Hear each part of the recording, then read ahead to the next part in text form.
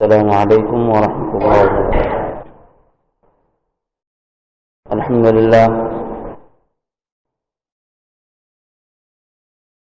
للہ وحدہ لا شریک لہ لا ضد له ولا ند له ولا نذیر له ولا بشیر له ولا معین له ولا نصیر له ولا مثل له ولا مثال له ونشهد أن لا إله إلا الله وحده لا شريك له ونشهد أن سيدنا ونبينا ومولانا محمدا عبده ورسوله صلى الله عليه وعلى آله وأصحابه أجمعين إلى يوم الدين. أما بعد، فقد قال تبارك وتعالى في كلامه المبين: أعوذ بالله من الشيطان الرجيم، بسم الله الرحمن الرحيم. ولله على الناس حج البيت من استطاع إليه سبيلا ومن كفر فإن الله غني عن العالمين. وقال تعالى: الحج أشهر معلومات فمن فرض فيهن الحج فلا رفث ولا فسوق ولا جدال في الحج وما تفعلوا من خير يعلمه الله وتزودوا فإن خير الزاد التقوى واتقون يا أولي الألباب. ليس عليكم جناح أن تبتغوا فضلا من ربكم فإذا أفضتم من عرفات فاذكروا الله عند المشعر الحرام واذكروه كما هداكم. صدق الله العظيم. وقال النبي عليه الصلاة والتسليم: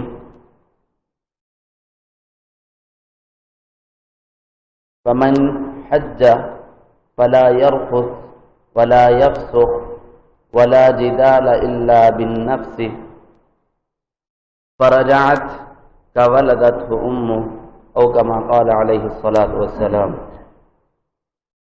قابل احترام بزرگوں اور عزیز ساتھیوں، گزشتہ جمعہ میں حج اور مقامات حج کی بنا اور اللہ عز و جل کا اس کے پیچھے کس انداز میں کام کرنا اور ان چیزوں کے وجود میں لانے کے لیے اللہ عز و جل کا انبیاء کرام علیہم الصلاۃ و تسلیمات کے نفوس قدسیہ کو متحرک کرنا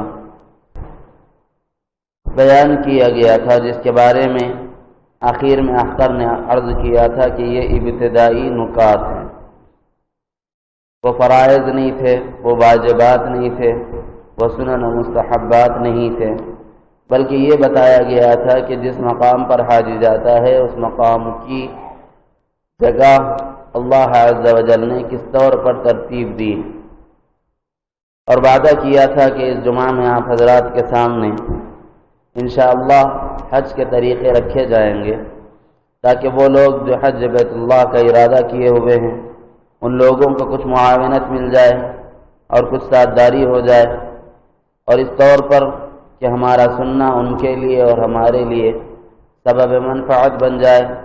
یہ سبب آخرت کے اعتبار سے ہو، بے اعتبار منفعت، نہ کہ بے اعتبار دنیا. گزشتہ اختر نے عرض کیا تھا کہ حق تعالی جل شانہ نے انسانوں کو جسم دیا ہے، لیکن جسم کے ساتھ ساتھ بعضوں کو اللہ عز و جل نے ایمان عطا فرمایا ہے، جس میں انسانی بے حیثیت و بے وقعت ہے جب تک کہ اس دل میں ایمان نہ ہو، اور ایمان بے اعتبار ہے اس وقت جب کہ آدمی بے اعمال ہے.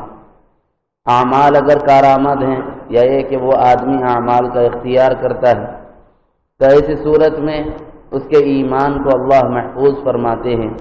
یہ ہے ابتدائی نقطہ جو بیان کیا گیا تھا. اب کن اعمال کے وسائط سے اور ان کے ذرائع سے اور کن اعمال کے واسطے سے اللہ عز و جل ایمان کی حفاظت فرماتے ہیں وہ بیان کیے گئے تھے کہ نماز، روزہ، زکوٰۃ، حج یہ ایمان کے پہرے دار ہیں. گویا آدمی ان اعمال کو اختیار کرتا ہے تو ایمان صحیح سالم سلامت رہتا ہے، اگر ان اعمال کو اختیار نہیں کرتا تو پھر ایسی صورت میں ایمان کے ہدم ہو جانے کا اندیشہ لاحق رہتا ہے۔ اب ان اعمال میں بہت سارے اعمال ہیں، جیسے نماز ہے اور جیسے روزہ ہے اور جیسے زکوٰۃ ہے، ویسے ہی اللہ عز و جل نے ایک امر حج کا فرمایا۔ اب اس حج کے اعتبار سے جیسے نماز کے پڑھنے کا طریقہ، جیسے روزے کے رکھنے کا طریقہ، جیسے زکوٰۃ کے نکالنے کا طریقہ ہے، اسی طرح حج کے ادا کرنے کا بھی ایک طریقہ ہے۔ یاد رکھیں کہ اگر نماز ہم اپنی منچاہی پڑھنا چاہیں، کبھی آپ قیام نہ کریں، رکوع سے نماز شروع کر دینا چاہیں، کبھی آپ رکوع ہی نہ کریں، صرف سجدے کر لیں، تو آپ کے منشے کے مطابق کی گئی عبادت مقبول نہیں ہوا کرتی۔ اس لیے کہ ایک طریقہ آپ کو دے دیا گیا، یہ وہ طریقہ ہے جو جناب رسول اللہ صلی اللہ علیہ وسلم نے عملاً کر کے بتلا دیا کہ جو اس طور پر ہماری عبادت کرتا ہے وہ عند اللہ مقبول ہے، اور جو اس طور سے ہٹ کر عبادت کرتا ہے وہ عند اللہ مردود ہے۔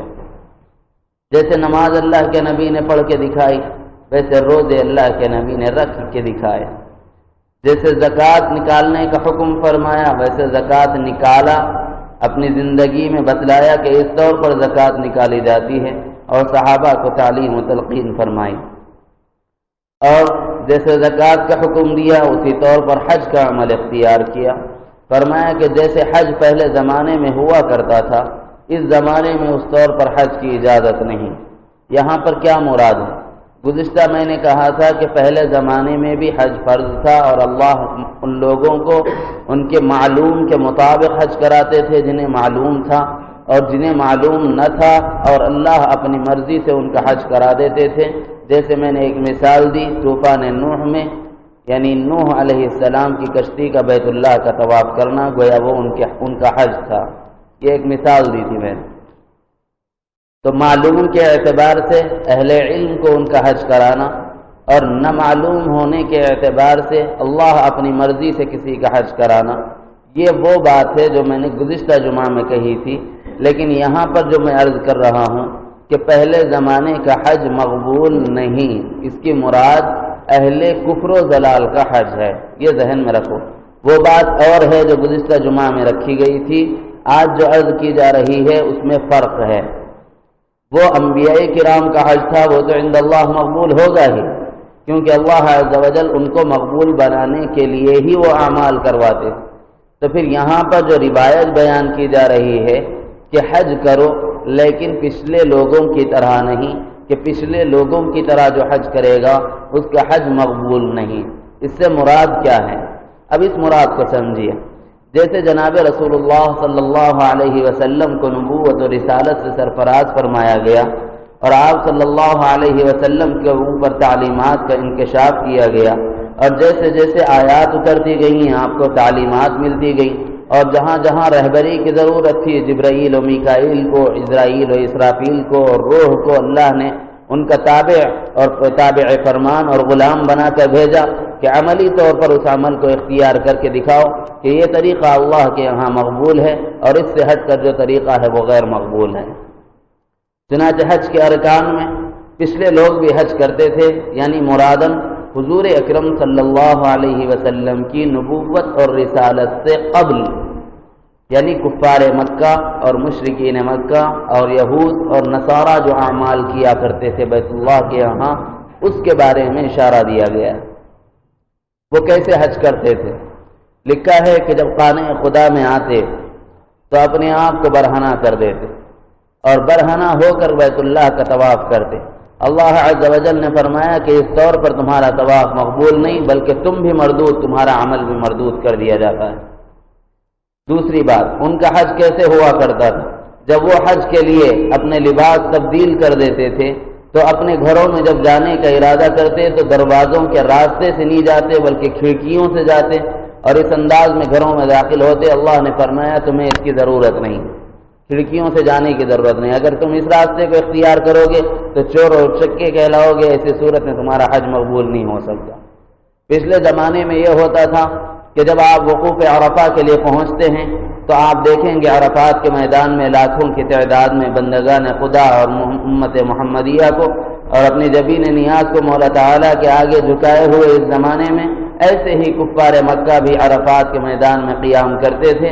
جب وہ وہاں جاتے تھے تو ان لوگوں کا طرز عمل یہ تھا کہ وہ بجائے یہ کہ اللہ کی عبادت کرتے، اللہ کی تسبیح، اللہ کی تحلیل بیان کرتے، اس کی بزرگی اور اس کی ثناخوانی کرتے، لیکن اس کے بجائے وہ لوگ کفران نعمت والی باتیں کیا کرتے اور وہ طرز اختیار کرتے کہ جو معبودان باطل یعنی اپنے معبودان باطل بنا رکھے تھے ان لوگوں کی عبادت کیا کرتے اور غیر اللہ سے نظریں مانا کرتے اور وہاں ان کے ناموں سے قربانیاں دیا کرتے اور گویا وہاں پر جا کر بھی غیر اللہ کی عبادت کرتے۔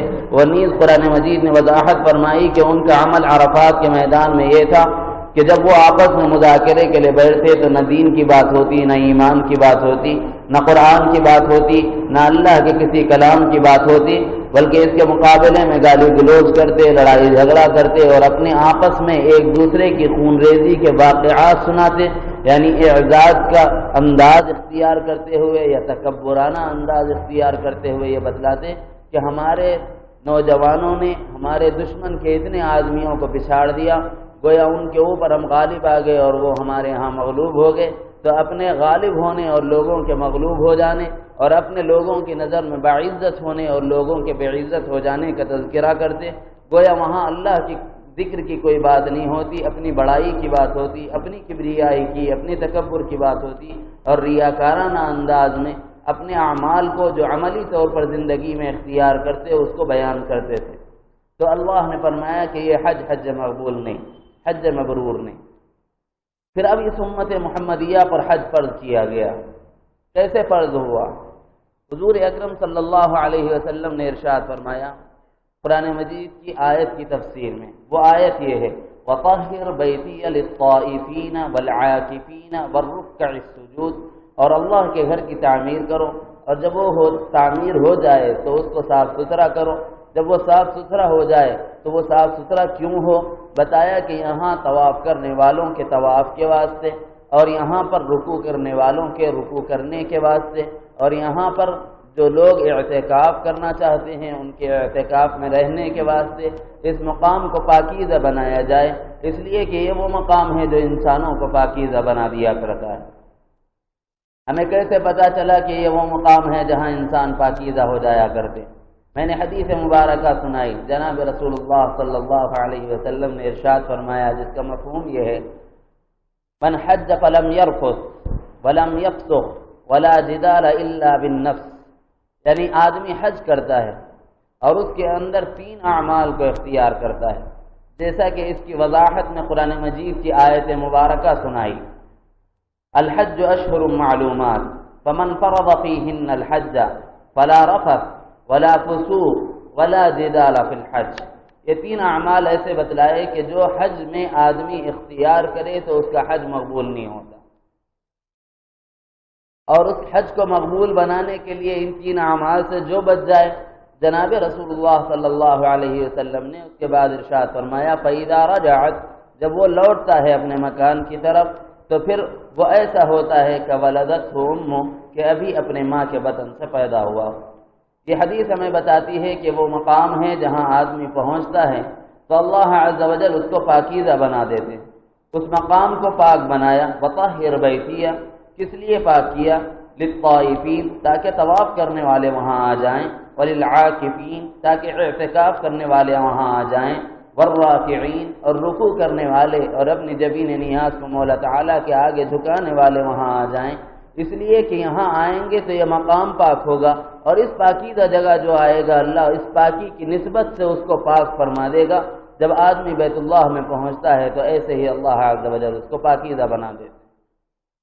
چنانچہ علماً تو ہمیں معلوم ہو گیا کہ اللہ عز و جل نے حج فرض فرمایا ہے، جیسا کہ قرآن مجید نے ارشاد فرمایا وَلِلَّهِ عَلَى النَّاسِ حِجُّ الْبَيْتِ مَنِ اسْتَطَاعَ إِلَيْهِ سَبِيلًا وَمَنْ كَفَرَ فَإِنَّ اللَّهَ غَنِيٌّ عَنِ الْعَالَمِينَ، اور اللہ کے لیے لوگوں پر اللہ کے گھر کا حج فرض کیا گیا، اور جب یہ فرض ادا کرنا چاہتے ہو تو اللہ عز و جل بڑے خوش ہوتے ہیں اور اس کے واسطے سے تمہارے ایمان کو تقویت عطا فرماتے ہیں، اور جب تمہارے ایمان کو تقویت ملتی ہے تو تمہارا ایمان محفوظ اور سلامت رہتا ہے۔ اور جو ایمان کو سلامت اور محفوظ بارگاہ الہی میں میدان محشر میں پیش کرتا ہے، اللہ عز و جل اس کو جنت کا پروانہ عطا فرماتے اور جہنم سے بری ہونے کا پروانہ عطا فرماتے اور اپنی رضا کا پیغام عطا فرماتے۔ تو گویا آدمی اعمال کو اختیار کرتا ہے، اعمال اس کے ایمان کے تحفظ کی ضمانت ہے، اور آدمی جب اپنے ایمان کو محفوظ کر لیتا ہے تو رب ذوالجلال کے یہاں ایمان کا بدلہ جنت سے ہٹ کر کچھ دوسرا نہیں۔ تو ہمارے ایمان کو محفوظ کرنے اعمال بتائے گئے۔ اب آیات اور روایات کی روشنی میں یہ تو پتہ چل گیا کہ آدمی پر حج فرض کیا گیا ہے، لیکن کس پر فرض ہے اس کی چند نشانیاں میں نے گزشتہ جمعہ میں رکھی تھی، کچھ شرائط بتلائے تھے، کچھ تھے پورے نہیں۔ ذہن میں رکھیں کہ بہت ساری شرائط ہیں جس میں اجمالی طور پر فقہائے امت نے اتفاق کیا، وہ یہ ہے آدمی حج کرے اور اسلام والا نہ ہو تو اس کا حج مقبول نہیں۔ کیوں؟ یہ کیسے معلوم ہوا کہ بے اسلام اور بے ایمان بھی حج کرتا ہے؟ تو قرآن نے وضاحت کر دی کہ بے ایمان بھی حج کرتے تھے، اللہ نے ان کے حج کو مقبول نہیں بنایا، اس کو مردود بنایا۔ تو ایمان اور اسلام کے ساتھ حج مقبول ہے، یعنی ایمان ہے تو اعمال مقبول ہیں، ایمان نہیں ہے تو اعمال مقبول نہیں۔ پہلی شرط ایمان اور اسلام کی، اور دوسری شرط یہ ہے کہ آدمی کا عاقل اور بالغ ہونا۔ عاقل سے مراد یہ ہے کہ آدمی 40، 50، 60 سال کا بھی ہو جائے لیکن دیوانہ اور پاگل ہو تو اس پر حج فرض نہیں۔ عاقل سے مراد یہ ہے کہ عقل مند ہو، ذی شعور ہو، صاحب فہم ہو، صاحب فراست ہو، سمجھ سکتا ہو اور اعمال کو اختیار کر سکتا ہو اللہ کی رضا کے ساتھ یا اللہ کی خوشنودی کے حاصل کرنے کے لیے یا اللہ کے جلال سے ڈرتے ہوئے اعمال کو اختیار کرے جس پر اس کی عقل اس کو دوڑایا کرتی۔ شرط اول اسلام کا ہونا، شرط دوم عاقل کا ہونا، شرط سوم بالغ کا ہونا۔ نابالغ بچے پر بھی حج فرض نہیں ہے اگرچہ کہ وہ صاحب استطاعت ہو جائے۔ اب مسئلہ یہ ہے کہ بہت سارے لوگ نابالغ بچوں کو یعنی چھوٹے چھوٹے دودھ پیتے بچوں کو بھی اپنے ساتھ لے جاتے ہیں، تو فقہائے امت نے لکھا ہے انہیں حج کا ثواب مل جاتا ہے لیکن فرضیت ساقط نہیں ہوتی۔ الفاظ پر غور کرنا کیونکہ مسائل ہیں، ذرا بھی غلطی ہوئی تو پھر بعد میں میرے اوپر ہونٹیں گے کہ موسیٰ غلط مسئلہ بتائے۔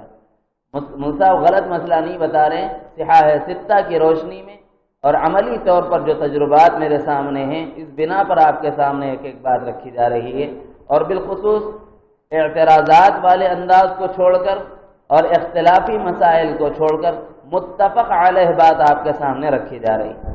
اب مسئلہ ذہن میں رکھیں، جو نابالغ بچہ حج کرے گا تو بتائیے کہ اس کے حج کے اعمال کیا وہ خود کر سکتا ہے یا اسے کرانا پڑتا ہے؟ آپ دیکھیں گے جب بیت اللہ میں پہنچیں گے وہ باپ اپنی اولاد کو جو معصوم ہے، چھوٹا سا ہے، نابالغ ہے، بے شعور ہے، اس کے لوگوں میں گم ہو جانے، لوگوں کے ہجوم میں دب جانے اور اس کے مر جانے کے اندیشے کے تحت میں اپنے کاندھوں پر اٹھا لیتا ہے، اپنے سر پر بٹھا لیتا ہے، اپنے سینے سے چمٹا لیتا ہے اور بیت اللہ کا طواف کراتا ہے، کرتا نہیں ہے بچہ۔ اور یہ کیوں فرض اللہ نے نہیں کیا؟ گزشتہ جمعہ میں نے کہا تھا اللہ عز و جل بڑے رحمان اور رحیم ہیں اور ان کی شفقت اور مہربانی اتنی ہے کہ وہ بچہ جو ذی شعور بھی نہ ہو اور قوہ کے اعتبار سے اپنی مدافعت کی قوت بھی نہ رکھتا ہو اس پر اللہ بوجھ نہیں ڈالتے، لہذا نابالغ بچے پر حج فرض نہیں ہے۔ اگر کوئی ماں باپ اپنے نابالغ بچے کو حج کراتے ہیں تو اس کا ثواب ماں باپ کو بھی ملے گا، اس کا ثواب اس بچے کو بھی ملے گا، لیکن فرضیت ساقط نہیں ہوگی۔ کیا مطلب؟ جب وہ بچہ بالغ ہو جائے اور وہ صاحب استطاعت ہو جائے پھر اس کو حج کرنا فرض ہوگا۔ گزشتہ جمعہ میں نے شرائط میں سے ایک بات لکھی تھی، ایک بات بتائی تھی جو فقہائے امت نے لکھی ہے کہ آدمی پر حج فرض ہو جائے، فرض ہوتا ہے چند شرائط کی بنا پر۔ وہ شرائط میں نے گنائے تھے کہ مالدار ہونا، یعنی اتنا مال زیادہ سفر ساتھ میں ہو کہ وہ آدمی کسی کا محتاج نہ رہے، اور دوسری شرط میں نے بیان کی تھی کہ وہ شخص صحت مند ہو، اور تیسری شرط عرض کی گئی تھی کہ کوئی بادشاہ ظالم کا سابقہ نہ پڑتا ہو، اور چوتھی شرط عرض کی گئی تھی کہ قذافوں کا اور جانوروں کا ڈرنا۔ اس زمانے میں نے دو شرطوں کو معدوم قرار دیا ہے، یہ مفتہ بھی مسئلہ ہے۔ فتاوی عالمگیری میں شاہ عبد الرحیم صاحب نے بیان فرمایا ہے اور فتاوی رحیمیہ میں بیان کیا گیا ہے کہ اس زمانے میں یہ دو شرطیں معدوم ہیں کہ نہ تو ظالم بادشاہ سے سابقہ پڑتا ہے اور نہ قذافوں اور جانوروں کا ڈر ہے کہ آدمی اپنی سواری میں سوار ہو جائے تو سیدھا مقام جدہ پہ پہنچ جاتا ہے، اور جدہ سعودی عرب کی حدود میں داخل ہے اور اس مملکت کے لوگ اس کی حفاظت کرتے ہیں۔ جب آپ یہاں سے نکلتے ہیں، اپنے حدود سے پرواز کرتے ہیں، یعنی اپنے ملک سے، اپنے وطن سے، تو آدمی اپنے آپ کو اپنے ملک اور اپنے وطن میں محفوظ و مامون سمجھتا ہے۔ جب محفوظ و مامون ہے تو نہ ظالم کا ڈر ہے، نہ قذاف اور جانور کا ڈر ہے، دو شرطیں معدوم ہو جاتی ہیں۔ میں نے اس ضمن میں ایک شرط بتائی تھی جو آدمی کے صحت مند ہونے کی شرط ہے کہ صحت مند ہونے پر اللہ عز و جل کی جانب سے فرض ہے، بیمار پر نہیں۔ لیکن میں نے تصریح کی تھی اس بات کی کہ بیمار سے مراد کیا ہے؟ معمولی سر درد، پیٹ درد اور ہلکا بخار آدمی کو جو اس کی مشغولیات دنیاوی سے نہ روکے، تو معلوم ہوا کہ جو اس کی دنیا کے کاموں کو نہ روکے وہ حج کو کیسے روکے؟ وہ بیماری نہیں۔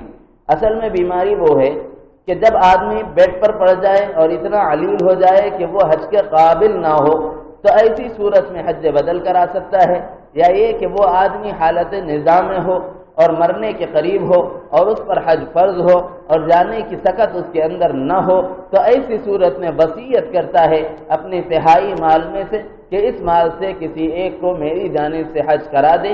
عند اللہ، اللہ کے یہاں وہ عمل مقبول قرار دیا جائے گا، اور اس کی اس وصیت کو تہائی مال میں قبول کیا ہے مفتیان کرام نے۔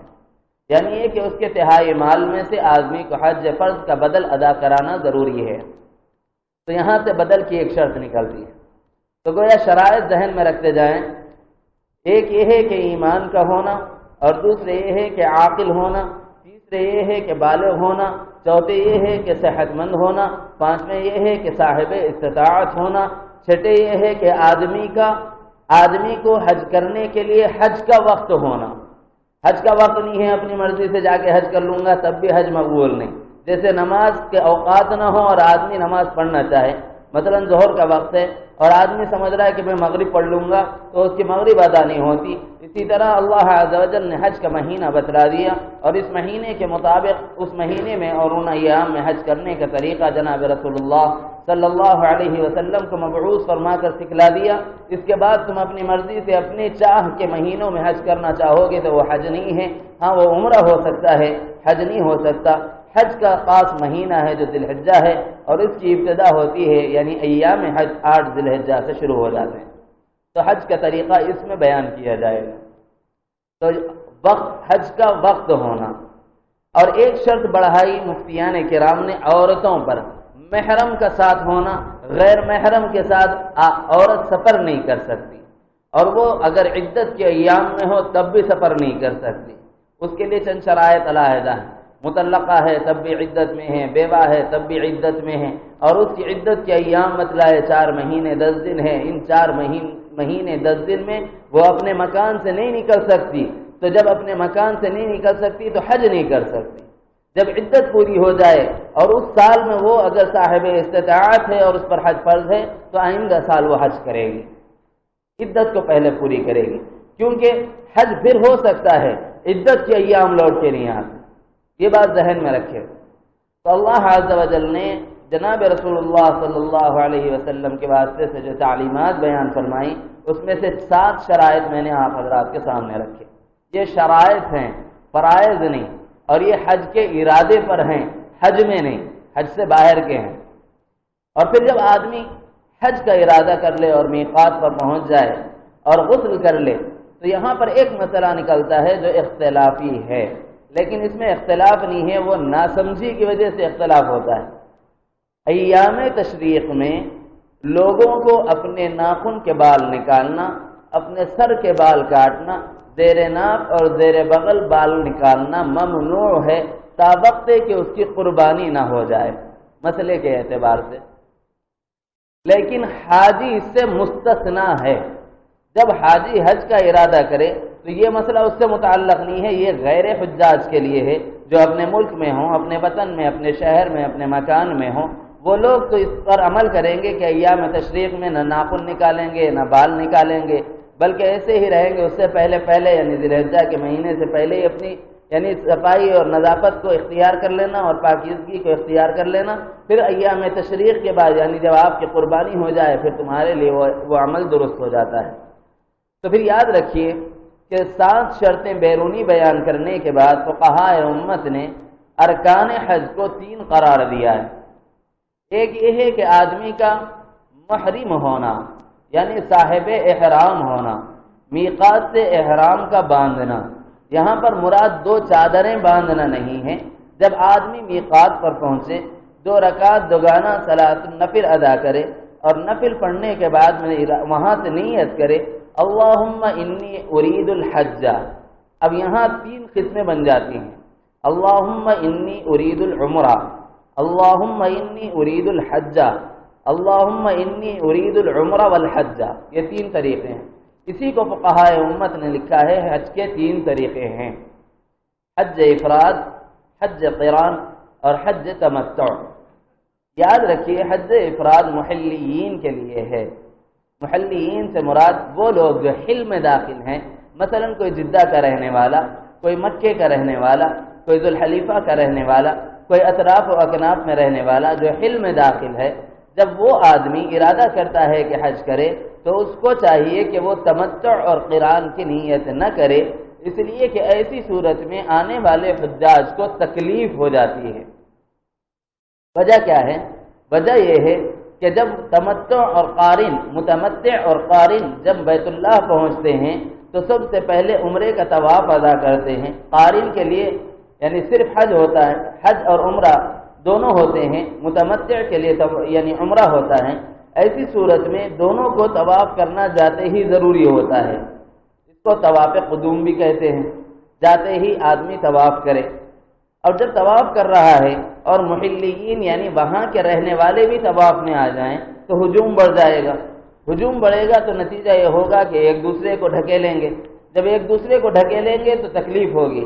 بھئی تم تو یہاں کے رہنے والے ہو، تمہیں بعد میں بھی موقع مل جائے گا اور تم بعد میں بھی اس طرح کا عمل اختیار کر سکتے ہو جبکہ یہاں سے حجاج واپس چلے جائیں، جیسا کہ محرم کے مہینے میں، صفر کے مہینے میں، ربیع الاول کے مہینے میں اور رمضان اور ذی الحجہ ذی القعدہ کے مہینے کو چھوڑ کر باقی تمام مہینوں میں حج کا جو یعنی مقام ہے بیت اللہ وہ خالی رہا کرتا ہے. تو محلیین اس وقت میں عمرہ کر لے سکتے ہیں. تو ان لوگوں کے لیے وہ راستہ ہموار کریں اور حج افراد کی نیت کریں. ان کا حج یہ ہوگا وہ اپنے گھر سے احرام باندھیں گے، طواف قدوم کریں تو افضل ہے اور نہ کریں تو حرج بھی نہیں ہے. وہ سیدھے میدان عرفات میں پہنچ جا سکتے ہیں. عرفات کے بعد میں وہ جب مزدلفہ پہنچیں گے، مزدلفہ کے بعد پھر منا آئیں گے، رمی جمار کریں گے اور رمی جمار کے بعد میں وہ بیت اللہ آئیں گے، طواف زیارت کریں گے اور اسی کو طواف حج بھی کہا جاتا ہے. جب طواف حج کر لیں گے اس کے بعد میں وہ لوگ حج سے فارغ ہو جائیں گے. اور پھر عام لباس میں 3 دن منا میں کھڑے رہ کر رمی جمار کرنا یہ تو عمل ہے اور ان کے لیے طواف وداع نہیں ہے، جبکہ طواف وداع حاجی پر واجب ہے، محلیین کے لیے نہیں ہے. نہ طواف قدوم نہ طواف وداع، اس لیے کہ وہ طواف عام حالتوں میں بھی کر سکتے ہیں قریب رہنے کی وجہ سے، تاکہ قارن اور متمتع سہولت سے اوامر الہیہ کو پورا کرے. اس بات سے یہ طریقہ بنایا گیا، اس کو حج افراد کہتے ہیں.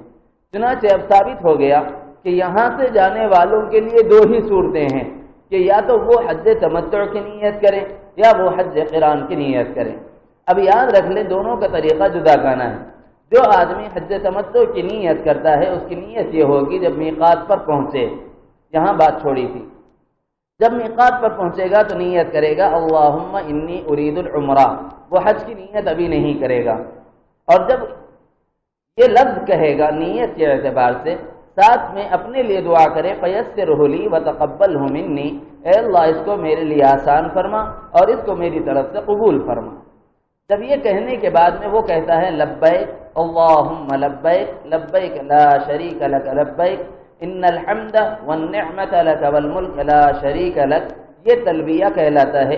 جب یہ الفاظ 3 مرتبہ اپنی زبان سے دہراتا ہے تو وہ محرم ہو جاتا ہے، یعنی صاحب احرام ہو جاتا ہے. یعنی اب اس پر حلال چیزیں بھی حرام ہو جاتی ہیں. مثلا وہ آدمی اب جانوروں کا شکار نہیں کر سکتا اور اپنی بیوی سے صحبت نہیں کر سکتا اور اس کے ساتھ میں ایسی بات جو فحش کو ابھارے اور اپنے جذبات کو ابھارے وہ بھی نہیں کر سکتا. جیسا کہ میں نے آیت مبارکہ سنائی، فمن فرض فیہن الحج فلا رفث ولا فسوق ولا جدال فی الحج.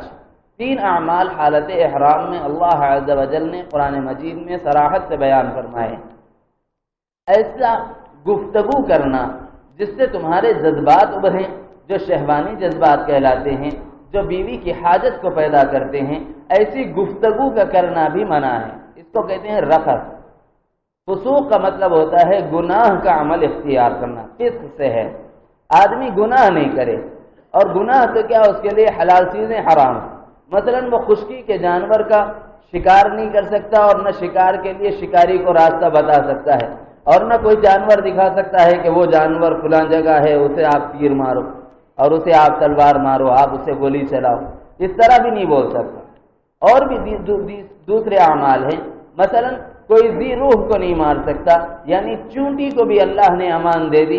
ایک حاجی جب حج کے احرام میں ہوگا اس کے لیے لازم ہے کہ وہ کسی چونٹی کو بھی نہ مارے، اور کسی ذی روح یعنی جس میں زندگی پائی جاتی ہے اسے ختم نہ کرے، اور نہ ہی کسی ہری بھری درخت کی ٹہنی کو توڑا جائے.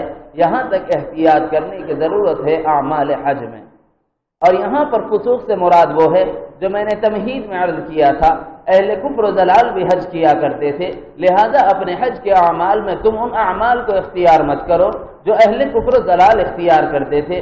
مثلا یہ کہ گالی گلوچ کا کرنا، برہنہ ہو کر طواف کرنا، اور یہ کہ اس بیت اللہ کے میں پہنچ کر بھی کسی غیر اللہ کی عبادت کرنا، وہاں پہنچ کر بھی کسی غیر اللہ کی نظر و نیاز کرنا، اور وہاں پہنچ کر بھی اللہ کی تسبیح و تہلیل اور تحمید کو چھوڑ کر آدمی کا اپنا تکبرانہ مزاج کا اختیار کرنا، اور اپنے بڑائی کا اظہار کرنا، اور اپنے آبا و اجداد کا تذکرہ کرنا، یہ سب چیزیں فسق میں داخل ہیں.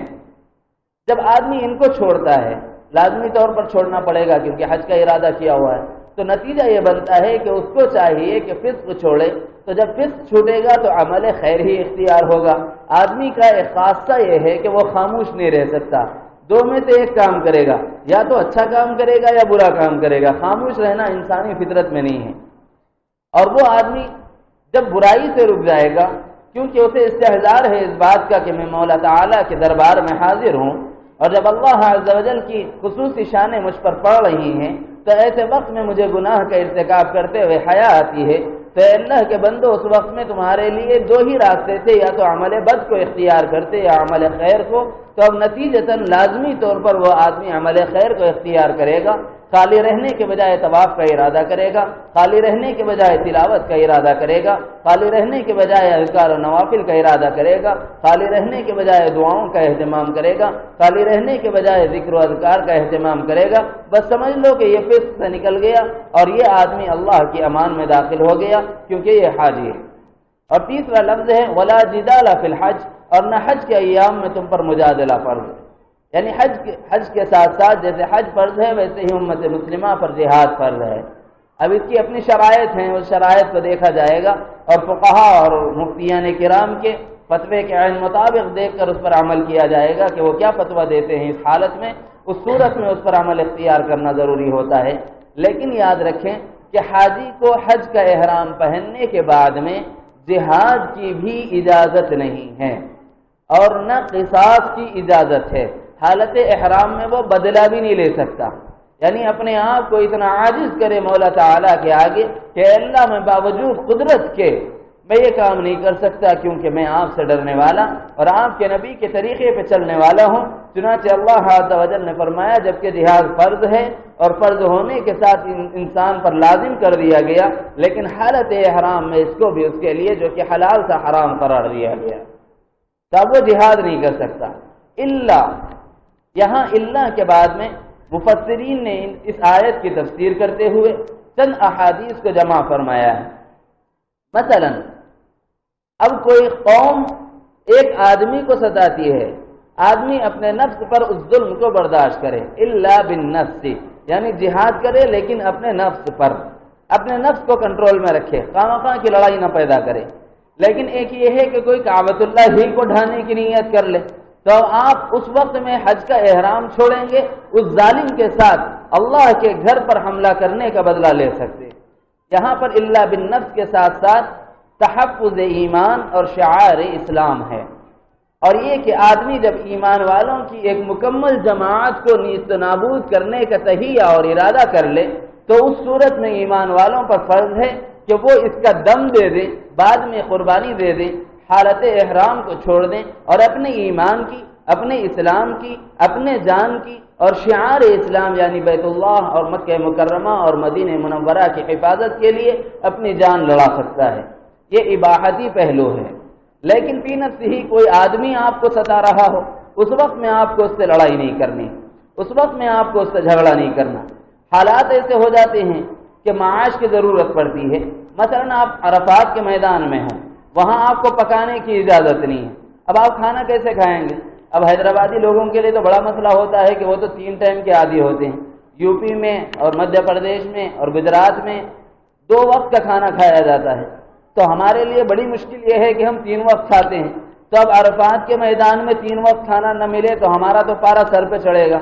اب ایسی صورت میں آدمی چڑچڑا ہو جائے گا اور نتیجے کے اعتبار سے دوسرے سے لڑائی جھگڑا شروع کرے گا۔ تو میرے دوستو، اس وقت میں اپنے نفس سے جہاد کرنا اور اپنے نفس کو قابو میں رکھنا ایک دن کا مسئلہ ہے، یہاں پکانے کی اجازت نہیں ہے، لیکن مولا تعالیٰ کے یہاں سے تمہاری روزیوں کا انتظام ہو جائے گا۔ اگر نہ بھی ہو تو یاد کرو کہ 2 جہاں کے سردار پر کتنے مہینے فاقے گزرے ہیں کہ ہم ایک دن کا فاقہ اس زمین پر پہنچ کر نہیں برداشت کر سکتے، جس زمین پر تاجدار مدینہ نے ہمارے لیے گھنٹوں عبادت کرتے رہے اور گھنٹوں دعائیں مانگتے رہے۔ اس وقت میں ان لمحات کو یاد کرتے رہنا اور اپنے نفس کو اپنے قابو میں رکھنے کی کوشش کرنا، یہ ہے ولا جدال فی الحج۔ اور نہ تم وہاں پر لڑائی جھگڑا کرو، لڑائی جھگڑے سے بھی اجتناب کرنا۔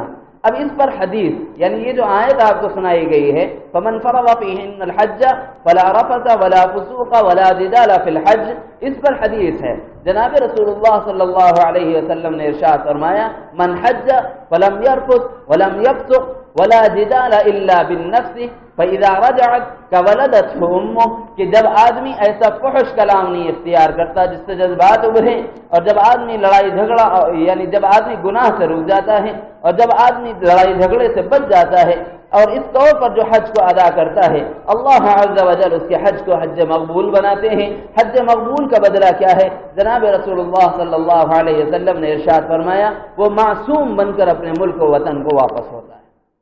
تو اب یہاں پر فرائض یاد رکھیں۔ ایک یہ ہے کہ احرام کا باندھنا، میں نے احرام بتایا کیا ہے، 3 مرتبہ تلبیہ کا کہنا نیت کرنے کے ساتھ، 2 چادروں کا احرام کی صورت میں ڈالنا یہ مستحب ہے، سنت ہے، فرض اور واجبات میں سے نہیں ہے۔ فرض یہ ہے کہ تلبیہ پڑھنا اور نیت کرنا، اس کے ساتھ ساتھ وقوف عرفہ کرنا، یعنی 9 ذی الحجہ کے دن آپ عرفات کے میدان میں رہیں گے۔ کب سے کب تک؟ زوال سے قبل پہنچ جانا اور اس کے بعد غروب کے بعد تک رہنا۔ اب یہاں پر ایک کام ہے، وہ کام یہ ہے کہ جب آپ عرفات کے میدان میں پہنچیں وہاں آپ کو ایک مسجد نظر آئے گی جو بڑی مسجد ہے اور مسجد نمرہ کے نام سے ہے۔ جب آپ اس میں پہنچیں گے تو وہاں پر آپ دوگانا کرتے ہوئے، یعنی چونکہ آپ مسافر ہیں، حالت قصر میں ہیں، تو ایسی صورت میں ظہر اور عصر کو جمع کریں گے، اور اگر آپ اپنے ٹینٹ میں نماز پڑھ رہے ہوں تو ظہر کے وقت میں 2 رکعت ظہر اور عصر کے وقت میں 2 رکعت عصر نماز کا پڑھنا، اور یہ جمع بین الصلاتین کہتے ہیں، 2 نمازوں کو ایک جگہ جمع کرنا۔ پتہ نہیں اس زمانے میں آدمی چھوٹا سا سفر کرتا ہے، حیدرآباد سے محبوب نگر کے لیے چلا گیا تو عصر اور مغرب ایک ساتھ پڑھ لی۔ ابا کی جاگیر نہیں ہے، دین ہے، اس کی حفاظت کرنا ضروری ہے۔ قصر اور جمع بین الصلاتین یاد رکھیں حج کے لیے ضروری ہے۔ حج کے اندر عرفات کے میدان میں جس مسجد میں امام اول یا امام اصل کے پیچھے آپ نماز پڑھ رہے ہوں، ظہر اور عصر کا جمع کرنا، اپنے ٹینٹ میں ظہر اور عصر کو جمع نہیں کرتے، دونوں علیحدہ اپنے اوقات میں پڑھیں گے اور قصر پڑھیں گے۔ اب دوسری جمع بین الصلاتین پڑتی ہے جب آپ عرفات سے مزدلفہ پہنچیں گے تو اس صورت میں آپ کو 2 نمازیں اکٹھی پڑھنی ہیں، مغرب اور عشاء۔ یہاں البتہ تخصیص نہیں ہے، چاہے آپ وہاں کی مسجد میں امام اصل کے پیچھے پڑھیں، چاہے آپ کسی وقت رات میں پہنچ کر مزدلفہ میں اپنی جگہ کھڑے ہو کر نماز پڑھنا چاہیں، وہ کوئی وقت ہو چاہے امام اصل نہ ہو، وہاں آپ 2 نمازوں کو جمع کر سکتے ہیں۔ اس کو جمع بین الصلاتین کہتے ہیں۔ تو اس امر کو یاد رکھیں۔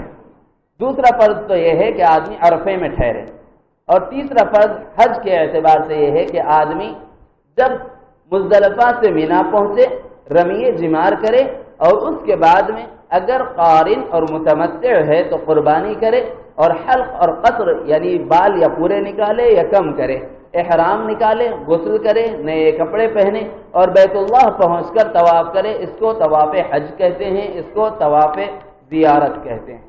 جب یہ دونوں نام ایک ہی ہیں، الگ الگ نہیں ہیں، طواف حج اور طواف زیارت کے بعد میں اگر آپ پہنچتے ہی سعی نہیں کیے ہوئے ہیں تو اس وقت طواف کے ساتھ ساتھ آپ سعی کریں گے، کیونکہ یہ واجبات میں سے ہیں۔ اور جب آپ سعی کریں گے تو آپ کی جب سعی ہو جائے گی تو سمجھیے کہ آپ کا حج مکمل ہو گیا۔ یہ تین فرائض، حالت احرام میں آنا یعنی تلبیہ کا کہنا، دوسرے وقوف عرفہ کا کرنا، تیسرے یہ کہ طواف زیارت کا کرنا۔ یہ بات یاد رہ گئی تو پھر دوسری چیزیں مشکل نہیں ہوں گی انشاءاللہ۔ رہ گئے 6 واجبات حج میں۔ اللہ عز و جل نے بڑی تخفیف فرمائی ہے۔ حالت احرام کی 2 چادروں میں آدمی جب آ جاتا ہے اور ایام حج میں صفا اور مروہ کے درمیان سعی کرتا ہے، لازمی طور پر سعی وہی کرنا ہے، کہیں اور نہیں کرنا ہے، یہی اس پر واجب ہے۔ خود ہی حج پورا کرا رہے ہیں اور اعمال خود ہی پورے ہو جا رہے ہیں، کسی کو الگ الگ کرنے کی ضرورت نہیں پڑتی۔ اور یہ ہے کہ قارن اور متمتع کا اس وقت میں قربانی کا دینا، تیسرے یہ کہ حلق یا قصر کا کرانا، چوتھے یہ کہ سعی کے لیے اللہ عز و جل کے امر کے عین مطابق سعی بین صفا اور مروہ کرنا، یعنی دونوں پتھروں کے دونوں پہاڑوں کے درمیان میں دوڑ لگانا۔ اور یہ ہے کہ جب آپ مینا میں رہتے ہوں 3 دن رمی جمار کرنا، اور پھر چھٹا آپ پر واجب یہ بنتا ہے کہ جب آپ اپنے ملک اپنے وطن واپس ہو رہے ہوں تو اس وقت میں آپ کے لیے لازم ہے کہ طواف وداع کرنا۔ میں نے پہلے کہا تھا محلیین کے لیے یعنی حل میں رہنے والے حج افراد کرنے والوں کے لیے طواف وداع نہیں ہے، لیکن کوئی آدمی بحالت مجبوری یہاں سے حج افراد کی نیت کرتا ہے تو اس کے لیے بھی حج کے قبول کے آثار ہیں اور اس کا بھی حج مقبول ہو سکتا ہے، لیکن اس پر طواف وداع واجب ہوگا۔ وہاں رہنے والوں کے لیے طواف وداع نہیں ہے، اور حل سے باہر جو رہتا ہے اس پر طواف وداع واجب ہے۔ ان 6 چیزوں کو یاد رکھ لیجئے۔ اب یہ چیزیں کیسے وجود میں آئیں، رمی جمار کیوں ہے، اس کی ایک بحث ہے مفصل، اب اس کا موقع نہیں ہے۔ ترتیب یاد رکھ لیں، جب آپ اپنے ملک سے نکل رہے ہوں تو پہلے آپ میقات پہنچیں گے، تلبیہ کے ساتھ احرام میں داخل ہوں گے اور صرف عمرے کی نیت کریں گے، کیونکہ یہاں سے جانے والے اکثر یعنی 99% حجاج وہ ہوتے ہیں جو حج تمتع کی نیت کرتے ہیں۔ جب آپ میقات پر احرام باندھتے ہیں تو صرف عمرہ کی نیت کریں گے اور عمرہ کرنے کی غرض سے مکہ مکرمہ میں داخل ہوں گے۔ جیسے ہی خانہ کعبہ پر آپ کی نظر پڑے تو یاد رکھو ایک بہترین دعا آپ کو بتا رہا ہوں، اگر کسی اور کو بتاتا تو شاید لاکھوں کما لیتا، مفت میں آپ کو دی جا رہی ہے، بہت قیمتی دعا۔ حدیث مبارکہ میں آیا ہے کہ جو شخص اپنی زندگی میں پہلی مرتبہ بیت اللہ کو دیکھ رہا، جو شخص اپنی زندگی میں پہلی مرتبہ بیت اللہ کو دیکھ رہا، اس کے دل کے جذبات کا کیا حال ہوگا جب ان جذبات کے ساتھ اور اللہ کے حرم میں داخل ہو کر اللہ کے گھر پر اس کی جو پہلی نظر پڑے گی، اس وقت میں جو دعا مانگے گا اللہ اس دعا کو رد نہیں کرتے۔ یہ میرا قول نہیں، حدیث ہے، حضور اکرم صلی اللہ علیہ وسلم نے ارشاد فرمایا۔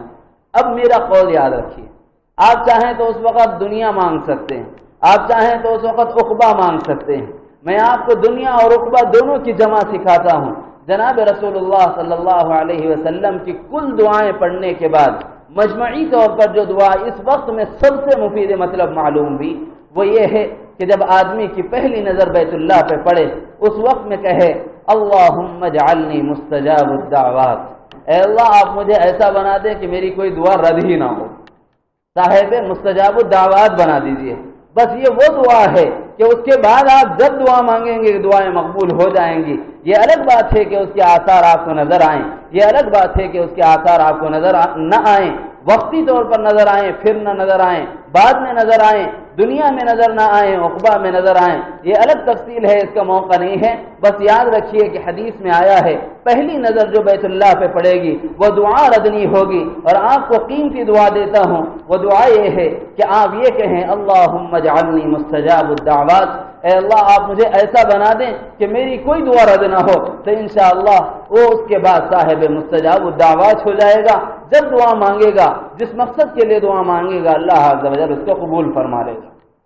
جب وہ بیت اللہ پہنچ گیا، سیدھے حجر اسود کے سامنے جائے اور وہاں پر نیت کرے اللہم انی ارید طواف بیتک الحرام فیسرہ لی وتقبلہ منی 7 اشواط لوجہک الکریم، یعنی اے اللہ میں 7 چکروں کی نیت کرتا ہوں طواف کی، آپ اس کو میرے لیے آسان فرمائیے اور قبول فرمائیے، اور اس کے بعد میں آپ 7 چکریں پوری کریں گے خانہ کعبہ کی۔ پھر اس کے بعد آپ سعی کرنے کے لیے بین الصفا والمروہ جانا چاہتے ہیں تو اس سے قبل آپ کو چاہے زمزم ملے گا، خوب سیراب ہو کے پانی پی لیں کہ یہ پانی شفا بھی ہے اور یہ پانی اللہ کی جانب سے ایک نعمت عظمیٰ بھی ہے۔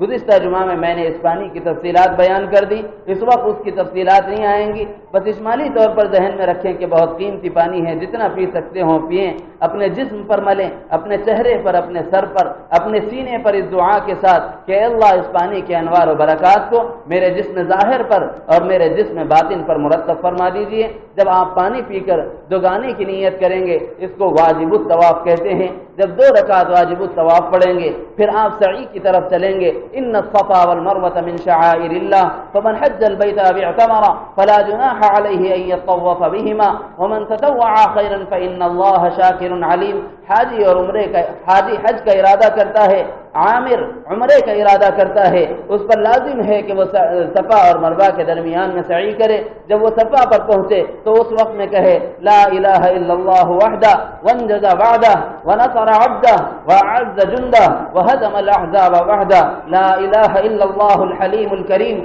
سبحان اللہ رب العرش العظیم اسألک موجبات رحمتک وعزائم مغفرتک والغنیمة من كل بر والسلامة من كل اثم اللهم لا تدع لنا في مقامنا هذا ذنبا إلا غفرته ولا عما إلا فرجته ولا دينا إلا أتيته ولا مرضا إلا شفيته ولا حاجة من حوائج الدنيا والآخرة إلا قضيتها ويسرتها يا أرحم الراحمين۔ یہ دعا جناب رسول اللہ صلی اللہ علیہ وسلم صفا پر چڑھتے تو پڑھتے اور جب مروہ پر چڑھتے تو پڑھتے۔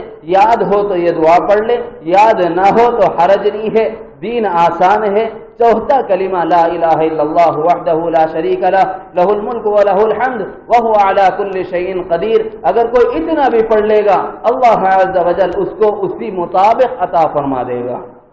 دعائیں آسان ہیں اور یاد کر لے تو بہتر ہے، یاد نہ ہو تو حرج نہیں۔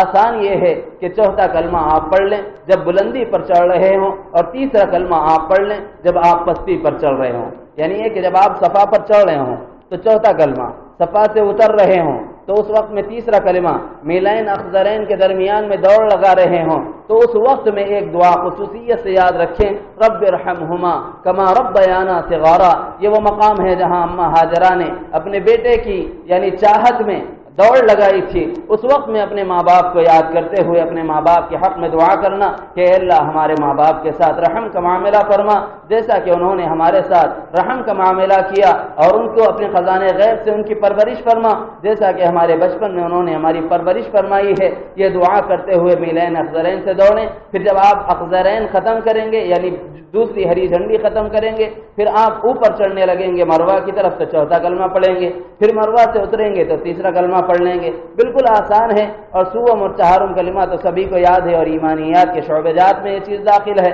تو آدمی کو یاد بھی ہونا چاہیے۔ اگر مشکل ہوتی ہو تو کوئی حرج نہیں ہے کہ سیکھ لے کسی عالم سے، اور اللہ عز و جل نے بڑے علماء پیدا کیے ہیں، سیکھنا اس زمانے میں مشکل نہیں ہے۔ اب یاد رکھیے کہ یہ آدمی جب سعی کے ساتھ چکر پورا کرتا ہے وہ حلق کرائے گا، اپنا احرام کھول دے گا۔ یہ متمتع یعنی ہندوستان سے جانے والے 99% حجاج کے بارے میں ہے، یعنی وہ آدمی اپنا عمرہ پورا کر چکا۔ 8ویں ذی الحجہ کو مکہ مکرمہ میں جس جگہ جس ہوٹل میں ٹھہرا ہوا ہو وہیں سے چادریں چڑھائے گا دو، اور پھر بیت اللہ میں پہنچے گا، اس وقت طواف کرے گا، اور اس کو طواف قدوم کہتے ہیں۔ طواف قدوم کے ساتھ اگر سعی کرے گا تو بعد میں سعی کی ضرورت نہیں، اور اگر اب سعی نہ کرے تو بعد میں سعی کی ضرورت پڑے گی۔ اب سعی کر لے تو سہولت ہو جائے گی، میرے تجربے کے مطابق طواف قدوم کرے، سعی کرے اور مینا پہنچ جائے، وہاں 5 نمازیں یعنی 8ویں ذی الحجہ کی ظہر، عصر، مغرب، عشاء اور 9ویں ذی الحجہ کی فجر ادا کریں، پھر وہاں سے عرفات پہنچے۔ جب عرفات پہنچے تو یہ ضرور یاد رکھیں کہ یہ وہ مقام ہے جہاں پر دو جہاں کے سردار نے اپنے امت کے لیے اتنا مانگا ہے جتنا اپنے گھرانے کے لیے نہیں مانگا، یہاں تک کہ اللہ عز و جل کو فرشتہ بھیجنے کی ضرورت پڑی، جبرائیل امین کو بھیجا گیا، وہ آئے اور آپ صلی اللہ علیہ وسلم کی چادر احرام کو چھوا۔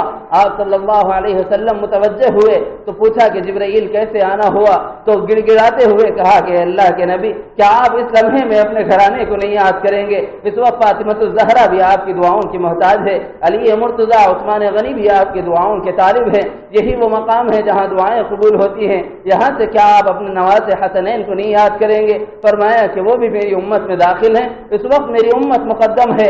4 گھنٹے کی مسلسل دعا مانگی جناب رسول اللہ صلی اللہ علیہ وسلم نے اس امت کے لیے، تو وہاں اپنے سرکار کو مت بھول جانا۔ جب عرفات کے میدان میں پہنچو تو ضرور اللہ کے نبی صلی اللہ علیہ وسلم پر درود و سلام بھیجنا اور ان کے لیے دعا کرنا، اللہم، اے اللہ ان کو مقام محمود عطا فرما۔ یہ دعا یاد رکھ لیں، اے اللہ حضور اکرم صلی اللہ علیہ وسلم کو مقام محمود عطا فرما۔ جب آپ یہ دعا کریں گے تو امت کی جانب سے ایک فریضے کی تکمیل ہو جائے گی۔ جب آپ پھر عرفات سے مزدلفہ پہنچیں گے، میں نے اس درمیان میں ظہر اور عصر کے جمع کرنے اور مزدلفہ میں مغرب اور عشاء کے جمع کرنے کا طریقہ پہلے بتا دیا، یہاں اس کی ضرورت نہیں ہے۔ جب آپ مزدلفہ میں رات قیام کریں گے، ممکن ہو تو وہاں سے کنکریاں چن لیں، 49 کنکریوں کی ضرورت پڑتی ہے، اور اگر وہاں سے نہ چنیں تو آپ کہیں سے بھی چن سکتے ہیں، لازم نہیں ہے کہ مزدلفہ میں سے چنا جائے، لیکن یہ کہ رمی جمار کے مقام سے آپ کو کنکری چننے کی اجازت نہیں ہے، کیونکہ جو رمی پھینک دی جاتی ہے، جو کنکری پھینک دی جاتی ہے، وہ اللہ کے یہاں مقبول ہو جاتی ہے، جو مقبول ہو گئی وہ واپس نہیں آتی۔ اس لیے آپ کو مینا کے ان حدود جس کو رمی جمار کا حصہ کہتے ہیں اس سے قبل کنکریاں چننا ہے، اس کے احاطے میں داخل ہو کر نہیں چننا ہے۔ تو آپ اس سے پہلے 7 کنکریاں چن لیں، اور پھر اس کے بعد میں جب آپ پہلے دن پہنچ جائیں مینا میں، اپنے ٹینٹ میں پہنچ کر سامان رکھ دیں، اور اس کے بعد میں آپ مینا میں رمی جمار کریں، اور وہاں جمرۃ العقبہ کی رمی کرنے کے بعد میں آپ اپنے جس کو ذمہ دار بنایا ہے قربانی کے لیے اس کو فون کر لیں، اگر وہ آپ کے رمی ہونے کا انتظار کر رہا ہے تو آپ کی فوری قربانی ہو جائے گی۔ جب قربانی ہو جائے تو حلق یا قصر کر لیں، حلق یا قصر کے بعد احرام اتار دیں۔ بقیہ طریقہ آپ کو بتا دیا گیا کہ آدمی طواف زیارت کرتا ہے، آدمی کا حج مکمل ہو گیا۔ اللہ ہم سب کو عمل خیر کی توفیق عطا فرمائے۔ وقت تمام ہوا، ضرورت تھی اس بات کی کہ اس اثنا میں مدینہ منورہ کی زیارت کا طریقہ بھی بتایا جاتا، لیکن اس وقت موقع نہیں ہے، انشاءاللہ اگلے جمعہ میں بتا دیا جائے گا۔ اللہ ہم سب کے اس عمل کو قبول فرمائے اور ہم سب کو اس بارگاہ میں حاضری کی توفیق و سعادت نصیب فرمائے، اور جن کے حصے میں اس سال اللہ نے یہ نصیبہ نہ لکھا ہو، آئندہ کبھی نہ کبھی زندگی میں وہ موقع اللہ عطا فرمائے کہ جس میں ہم سب اس بارگاہ الہی میں پہنچ سکیں اور اس دربار میں اپنے لیے اور امت محمدیہ کے لیے اور اپنے گھرانے والوں کے لیے دعائیں کرنے والے ہوں۔ اللہ ان سب دعاؤں کو قبول فرمائے جو حجاج ہندوستان والوں کے لیے مانگتے ہیں، اور اس میں ہمارا حصہ نصیب فرمائے۔ وما علینا الا البلاغ، سنت